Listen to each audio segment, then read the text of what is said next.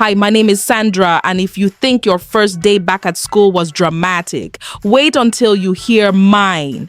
Alakaztra Fairy Folktales.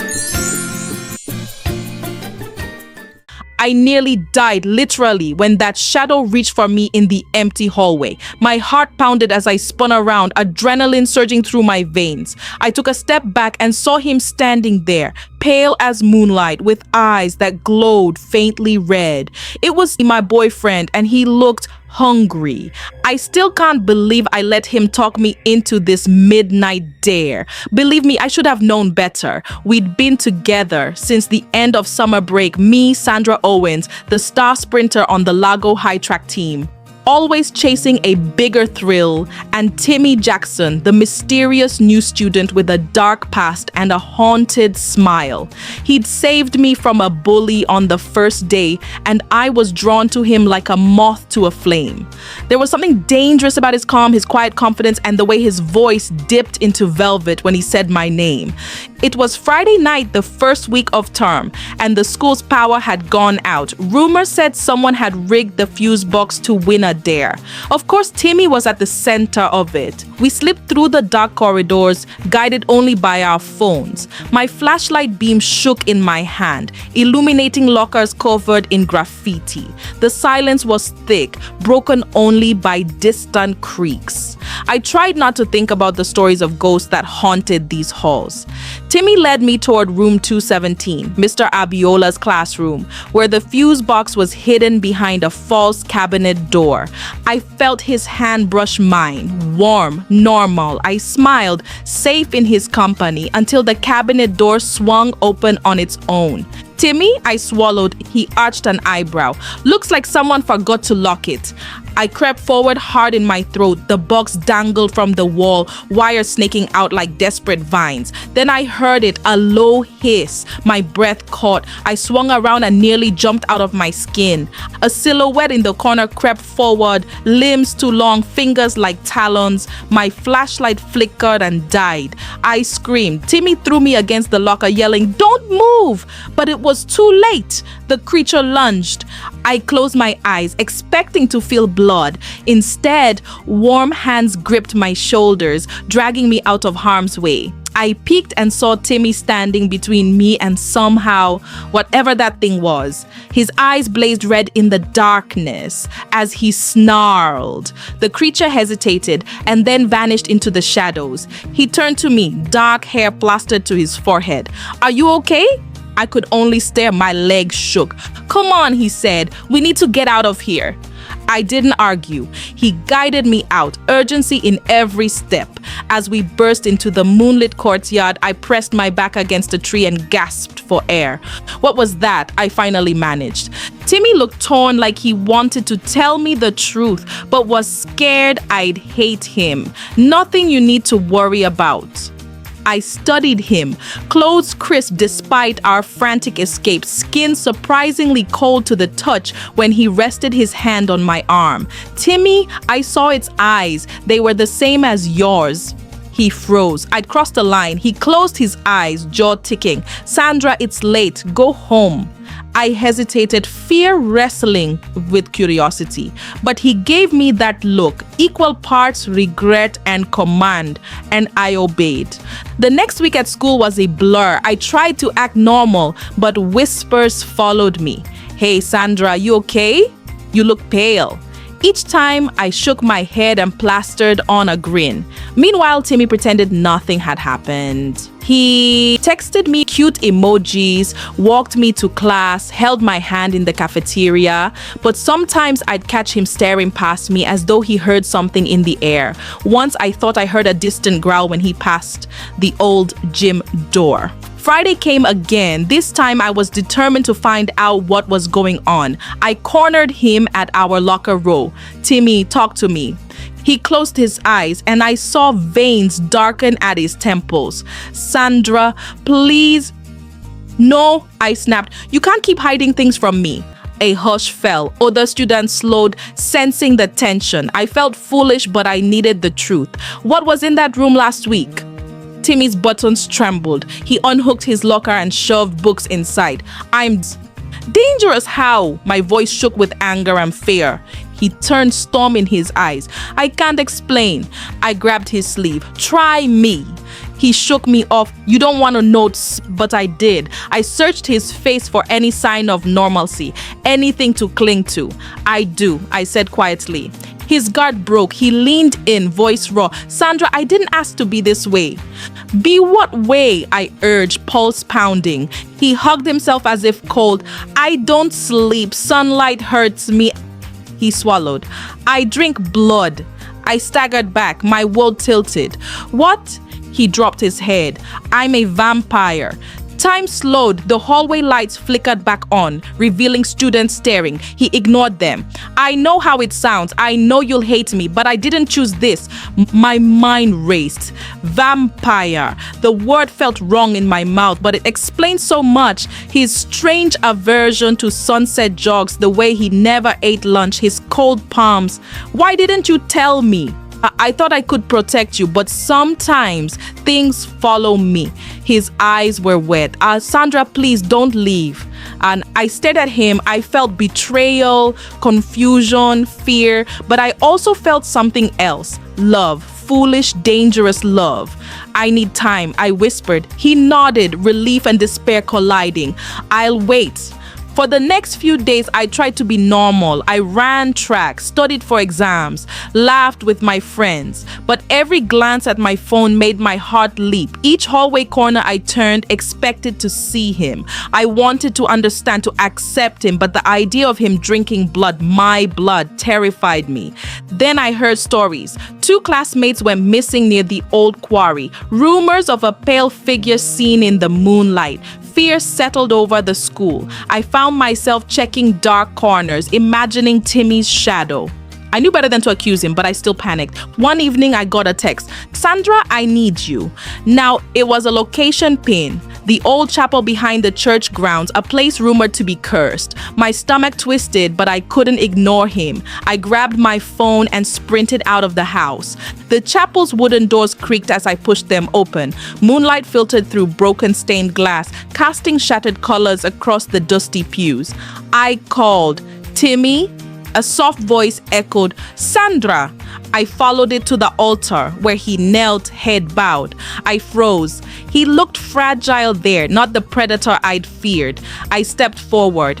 Timmy? He stood, turning slowly. Blood stained his mouth. My breath caught. You were feeding. His shoulder slumped. I'm sorry, I tried to control it, but when they cornered me, he covered his face. I had no choice. I swallowed hard, torn between compassion and disgust. Who were they? He shook his head. Just thugs. They attacked me. Timmy, you can't keep doing this. I fought tears. What about me? What about everyone? He advanced a step. I won't hurt you. You're special. A chill ran through me. Special how? He reached out, brushing hair from my face. You're the only one I trust. His warm fingers contrasted with the coldness in his eyes. My heart broke. Then let me help you. He stared at me, surprised and longing, warring. Help me how? I forced calm. Maybe you can't change what you are, but you can change how you live. We'll find a way. He looked at me like I was mad. Sandra, you don't understand. Then teach me. My voice shook, but I held his gaze. I love you. He closed his eyes, stepping closer until his lips brushed my forehead. I love you too. In that moonlit chapel, we made a pact. I would stand by him and he would try to control his thirst. For weeks, things improved. Timmy found a new mentor, an old man named Ezekiel, who claimed to have broken his own curse centuries ago. Under Ezekiel's guidance, Timmy learned restraint techniques, fasting patterns, and the art of hunting animal blood. He even started attending classes during the day, wearing heavy sunscreen and treating his skin with special ointments Ezekiel provided. He was happier, more human. I moved closer to his world. I helped him prepare synthetic blood cocktails, kept candles lit in his room, and stayed up late talking about everything but his curse. I introduced him to my family, who held hands in prayer for him. I felt heroic, certain I could save him. Then came the night of the school dance. The gym glittered with streamers and fairy lights. Timmy looked impossibly handsome in a white tuxedo jacket, his skin glowing against the fabric. I wore a crimson dress matching my heart. We danced to slow songs, our bodies swaying in perfect sync. At one point, the disco ball flickered and I teetered. Timmy caught me, holding me close. "I'm so proud of you," I whispered. His breath was warm against my ear. My heart melted. Suddenly, a blood-curdling scream echoed. We spun toward the door. A girl I barely knew stumbled in, clutching her neck. Blood seeped between her fingers. The music screeched to a halt. Students screamed and scattered. I felt icy dread settle in my bones. The girl collapsed. Timmy sprang forward, eyes blazing. He knelt beside her, pressing a hand to her wound. Students backed away. He whispered something. The girl's eyes fluttered and the bleeding slowed. She staggered to her feet, horror on her face. I stared at Timmy. He'd saved her. He claimed to help, but at what cost? The gym teacher rushed in, her face pale. "Timmy Jackson, step away." He stood, backing away slowly.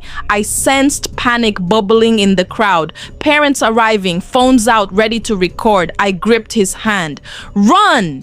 He shook his head. "No."